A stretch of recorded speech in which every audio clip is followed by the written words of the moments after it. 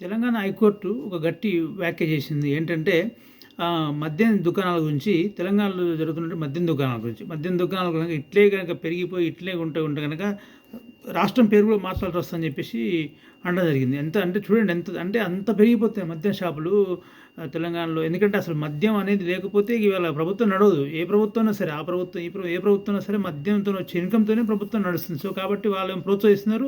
అది తాగకూడదని చెప్పేసి అంటారు కానీ, బట్ గల్లీ గల్లీ కూడా అయిపోయింది. మెయిన్ రోడ్‌లో హైవేలో ఉండకూడదని ఒక రూల్ ఉంటది. బట్ అదేం అక్కడ లేవు. అక్కడ పక్కన మెయిన్ రోడ్‌లో పెద్ద బోర్డ్ పెడతారు. పక్కన గల్లీలో షాప్ ఉంటది. సో నాగారం విలేజ్‌లో ఒకతను మా ఇళ్ళ మధ్యలో పెట్టారు. వైన్ షాప్ అని పెట్టేసి కోర్టుకెళ్తే ఆయన చెప్పడం జరిగిందనమాట. ఇట్లే మద్యం షాప్ ఇట్లే కనుక పెరిగిపోతే ఫ్యూచర్‌లో తెలంగాణ రాష్ట్రం పేరు మార్చాల్సి వస్తది. ఇంకా అదే తెలంగాణ అంతే ఇక ఏముంటది, తాగుబోతులు తెలంగాణ లాగా అట్లా అనలే కానీ ఇంకా అటువంటి పరిస్థితికి వచ్చేస్తది. పేరు కూడా మార్చాల్సి వస్తుందని చెప్పేసి కాకపోతే దీని మీద మాకు మేము నియంత్రించేది ఏమి ఉండదు కానీ, మేము జోక్యం చేసుకోలేం కానీ, బట్ ఇదైతే కనుక డెఫినెట్గా ఇట్లే ఉంటే ఫ్యూచర్లో చాలా ప్రాబ్లం ఉంటుంది అని చెప్పడం జరిగింది.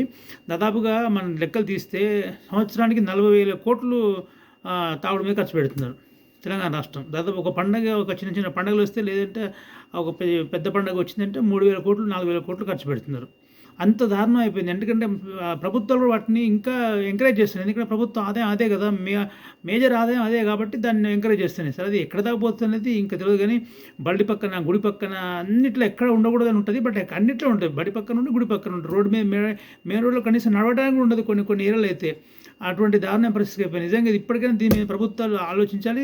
ఒకవేళ ఇప్పుడు కోర్టులు కంట్రోల్ చేయలేని పరిస్థితి, ఎందుకంటే దానికి కోర్టు పరిధులు లేదని చెప్పేసి, బట్ కోర్టులు కంట్రోల్ చేయాల్సిన అవసరం వస్తే డెఫినెట్గా చేయాల్సి వస్తుంది. ఎందుకంటే గుడి పక్కన, బడి పక్కన పిల్లలకి ఇబ్బంది అయ్యేటట్టుగా లేకుండా ఖచ్చితంగా దీని మీద ఒక యాక్షన్ తీసుకోకపోతే మాత్రం ఫ్యూచర్లో కోర్టు అన్నట్టుగా అది అట్లే అయిపోతుంది. పేరు కూడా మార్చాల్సి వస్తుంది. కాబట్టి దీని మీద ప్రభుత్వం ఆలోచించాలి, ప్రజలు కూడా ఆలోచించండి. దీని మీద ఎటువంటి చర్య తీసుకుంటే బాగుంటుంది అనేది సూచనలు ఇవ్వండి. Thank you.